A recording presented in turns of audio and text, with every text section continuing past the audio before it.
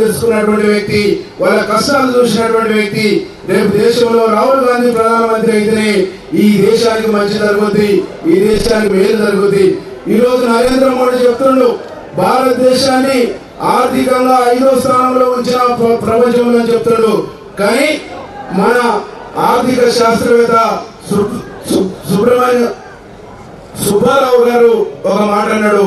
ఆర్థిక శాస్త్రవేత్త తను, ఆర్బీఐ ఎక్స్ గవర్నర్ కూడా తను ఒక మాట చెప్పిండు, భారతదేశం ఇంకా వెనుకబడి ఉంది, భారతదేశం పేదరికంలో ఉందని చెప్పేసి ఆర్బీఐ గవర్నర్ చెప్పిండు, ఆర్థిక శాస్త్రవేత్త చెప్పిండు. అంటే నరేంద్ర మోడీ చెప్తుంది ఎంత అబద్ధమో అసత్యమో ఆలోచన చేయాలని చెప్పేసి మీ అందరూ కూడా గుర్తు చేస్తా ఉన్నా.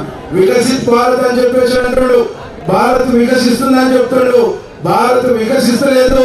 భారతదేశం ఈ రోజు మణిపూర్ లాంటి ఘటనతో మాడి మసి అయిపోతుంది.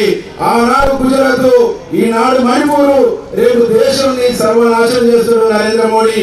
ఈ దేశంలో ప్రజాస్వామ్యం రక్షించబడాలంటే, ఈ దేశంలో ప్రజల హక్కులు కాపాడబడాలంటే, ఈ దేశంలో బీసీలకు, ఎస్సీలకు, మైనార్టీలకు, యువకులకు, విద్యార్థులకు రక్షణ కావాలంటే అది శ్రీరామ రక్ష.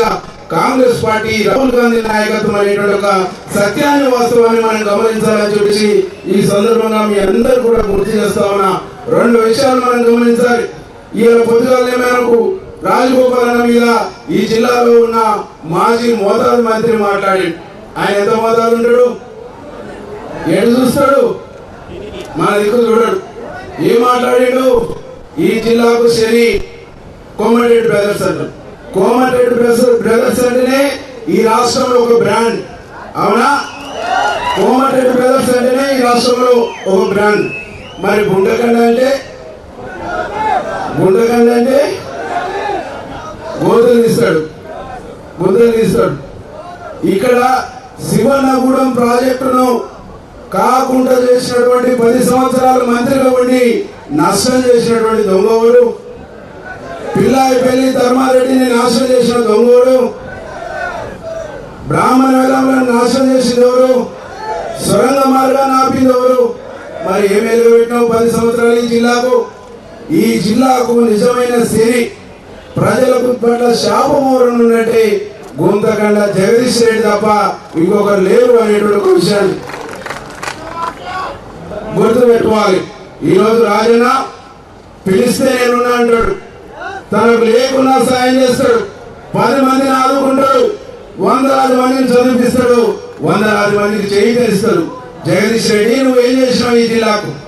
ఈ జిల్లాలో, ఈ జిల్లా ప్రజలకు, ఈ జిల్లా నీటి విషయంలో, ఈ జిల్లా అభివృద్ధి విషయంలో నువ్వు ఏం చేసినావో రాజన్న అవసరం లేదు, నేను చర్చకు వస్తా, నువ్వు ఎక్కడ చర్చకు వస్తావో రా అని చెప్పేసి ఈ సందర్భంగా ఛాలెంజ్ చేస్తా ఉన్నా. ఈ జిల్లాకు 10 సంవత్సరాలుగా మంత్రిగా ఏం చేసినావు ఒక శ్వేతపత్రం తీసుకొని రా, నువ్వు అడ్డం నీవు మాట్లాడితే ప్రజలు క్షమించరనేటువంటి ఒక సత్యాన్ని ఈ సందర్భంగా మీకు గుర్తు చేస్తూ కేసీఆర్ మాట్లాడుతుంది. కేసీఆర్కి ఏమైంది, బిడ్డపై జైల్లో ఉంది, తను ఎప్పుడు ఏమైతుందో అర్థం కాని పరిస్థితుల్లో ఆగమాగమై గాయి ప్రజలలో ఉండాలనేటువంటి ఒక ప్రయత్నం చేస్తా ఉండు. కాబట్టి కేసీఆర్ కథ వచ్చిన కథ, ఈ రోజు కాంగ్రెస్ కథ మొదలైన కథ, ఈ కాంగ్రెస్ కథ మొదలైనటువంటి కథ, ఈ కథ ఢిల్లీ దాకా పోతే, ఢిల్లీలో రాహుల్ గాంధీ ప్రధానమంత్రి అవుతాడు, ఇక్కడ చామల కిరణ్ కుమార్ రెడ్డి ఎంపీ అవుతాడు.